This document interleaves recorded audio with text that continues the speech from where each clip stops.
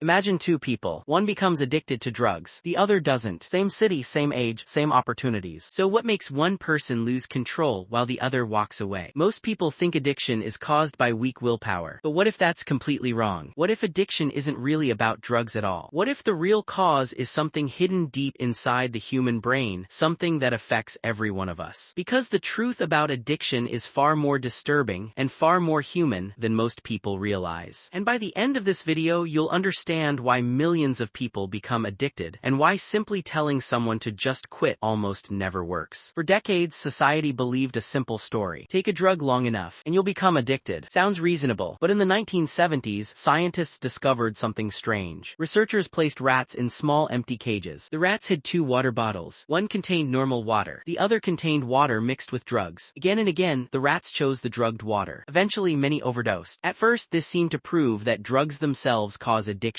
Case closed. But then a psychologist named Bruce Alexander asked a different question. What if the cage was the problem? Alexander built a new environment. Instead of tiny cages, he created something called Rat Park, a large space filled with toys, tunnels, food, friends, everything a rat could want. Then he offered the same drugged water, and something shocking happened. Most rats barely touched it. Even when they tried it, they rarely became addicted. The difference wasn't the drug. The difference was the environment. The lonely rats became addicted. The connected rats mostly didn't. This experiment sparked a powerful idea. Maybe addiction isn't just a chemical problem. Maybe it's also a human problem. A problem of pain, isolation, and disconnection. Think about the worst day you've ever had. A breakup, a failure, the loss of someone you love. Now imagine carrying that pain every day. For months or years, the human brain is designed to avoid pain. Whenever something makes us feel good, our brain releases a chemical called dopamine. Dopamine isn't happiness. It's motivation. It tells the brain, remember this, do it again, survive. Drugs can hijack this system. They create dopamine surges far stronger than most natural experiences. For a brief moment, the pain disappears, the anxiety fades, the loneliness goes quiet, and the brain learns a dangerous lesson. When life hurts, this is the escape. The addiction isn't just to the substance, it's to the relief. Many people believe addiction only happens to certain types of people, but neuroscience tells a different story. Under the right circumstances, almost anyone can become vulnerable. Stress, trauma, loneliness, depression, chronic anxiety, these conditions change how the brain functions. When emotional pain becomes overwhelming, the brain starts searching for exits. Some people find drugs, others find alcohol. Some become addicted to gambling, gaming, social media, shopping, even work. The object changes, but the mechanism often stays the same. A temporary escape from discomfort. That's why addiction isn't just about substances. It's about the human desire to avoid suffering. Here's where addiction becomes cruel. The thing that temporarily solves the pain eventually creates more pain. The drug helps someone forget, but then relationships suffer. Health declines, money disappears, trust breaks. Now there's even more pain than before. And because there's more pain, the brain wants more escape. A vicious cycle begins. Pain leads to addiction. Addiction creates more pain. More pain strengthens addiction. And the cycle continues, sometimes for years. So, why do humans become addicted? Not because they're weak, not because they're bad, and not simply because a substance exists. People become addicted when something inside them is hurting, and they've discovered a powerful way to temporarily escape that pain. This doesn't mean every addiction has the same cause, or that recovery is easy, but it does mean something important. If addiction grows in isolation, recovery often grows in connection. Connection to family, connection to friends, connection to purpose, connection to hope. Because the opposite of addiction may not simply be sobriety. The opposite may be connection. And perhaps the next time we see someone struggling with addiction, instead of asking, what's wrong with them, we should ask, what happened to them? Because that question might lead us closer to the truth. If you learned something new today, leave a like and subscribe. And tell me in the comments, do you think addiction is caused more by the brain, the environment, or both? Thanks for watching, and I'll see you in the next video.